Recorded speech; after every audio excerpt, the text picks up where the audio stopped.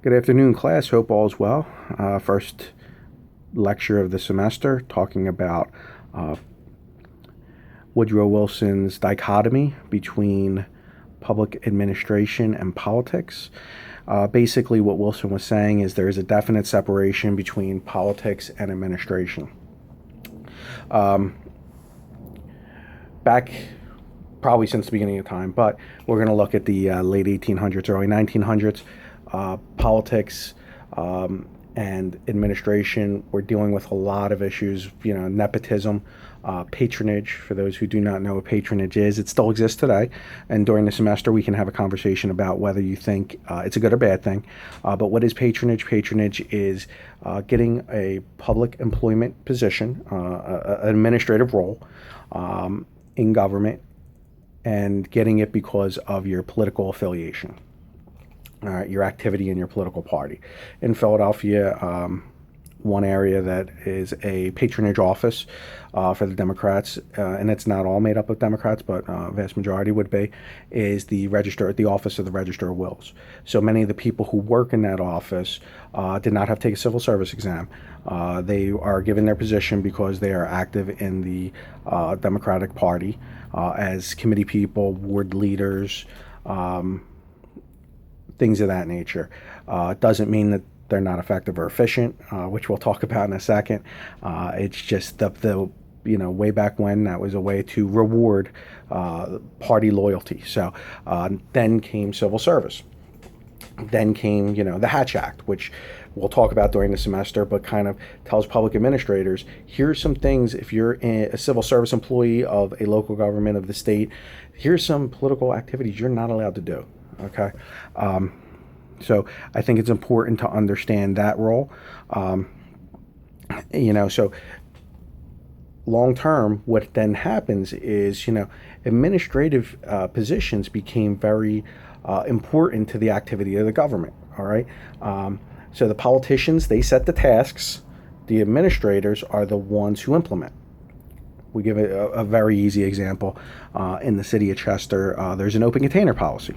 In the city of Chester, in Philadelphia as well, you're not allowed to walk the streets with an open container of alcohol. So the politicians make that rule. Who enforces it? Do politicians walk up and down the street, oh, you got an open container here, here's a citation? No, the police force does. And the police forces, that's their responsibility. Did they make the rule? No, but they have to enforce it. Okay? So it's important to see that distinction. All right? Create a law, create a rule. There's got to be someone there to enforce it. There's got to be an arm of the government, and there goes your administrators. So in the 1920s, 1930s, 1940s, we've seen the rise of what was known as city managers. City managers kind of oversee the whole functionality of the government. Is the government functioning? Are the administrative agencies doing what they need to do? And what are the three? We call them the three E's.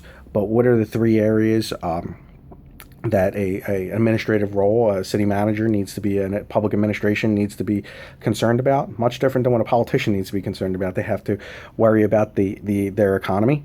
Are they spending within their budget? Could cause a lot of problems there. Are they effective? What's the effectiveness of the organization? Are they doing a good job? And are they efficient? Are they getting things done quickly? Okay. Now, there's probably we'll all sit there and shake our heads and say, "Oh man, like the city of Philadelphia, there's more potholes, and how efficient are they?" If and well, there's budget constraints, right? The economy piece. Maybe they're just not being effective in putting enough stuff into. I can't even remember what it's called, but dumping enough stuff to fill the potholes, and that's not being effective. Maybe some areas are much better at doing those things, but I know how hard the public administrators work to make sure those things are done. But how do they get done, right? Here's the thing. This is where it gets interesting. So how do you get a pothole filled on your block, right? You can go on the streets department website. Hey, what do most people do? They pick up their phone, they call their local city councilman, hey, Councilman Johnson, I need this done. Could you get it done for me? I got a pothole outside my house. I'm a voter. I come out every election. Then the councilman's office calls the streets department, and says, hey, listen, I got concerned citizens over here. I got constituents. They need to get this done. Can you get it done for us? That may help move things along sometimes. So keep that in mind. And do you see the dichotomy there? The difference between politician, public administrator. Great. All right. You need to know that. Federalist Papers, James Madison. Madison looked at self-interest in a society. Once a person has power, they never want to give it up. So, what he talks about is an extended republic. Remember, during earliest times, we were a very distinct group of colonies, all right, and then turned into states. All right, so we all had, self-interests. Some self-interests are the same as others. I'll give you an example. This used to be known as it still is the Rust Belt, Pennsylvania into Ohio. We had a lot of industry. So what do you think? Politicians in this area were probably strong, pushing strongly for unionized labor, not outsourcing jobs overseas for those things, to produce metals and steels and things of that nature. So there was a coalition formed because that's a self-interest of multiple states in this area. Down south, I'm certain that it's agriculture, tobacco, things of that nature. So they all had these self-interests, which form these coalitions, these groups. This happens in everyday life in your office. Certain groups, your friends when you were growing up, you had coalitions, groups, so all had the same self-interest. Okay? Same thing with what Madison was talking about in his Madison, the Federalist Paper number 10. So keep that in mind. He also talks about representative democracy over having a direct democracy.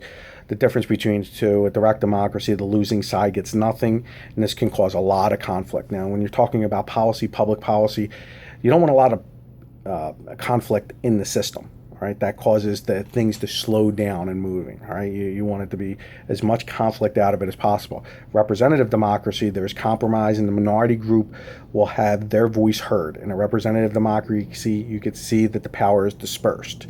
All right, so whether you like it or not, the presidential candidate for the Democratic side is Hillary Clinton. It doesn't mean that during this election, the voice of one side of the political party, the party that Senator Sanders was representing, didn't have their voice heard. I mean, if you look at it from the beginning until now, Secretary Clinton's a good portion of her message has changed. It's skewed slightly to the left now in terms of its political policies. All right, she's pushing more to the left because she had to win back some of those votes. She was running as a centralist, and in primaries, as we know, in a lot of primaries, they're closed, meaning that you can only vote your political party. And Sanders was beating her to the left.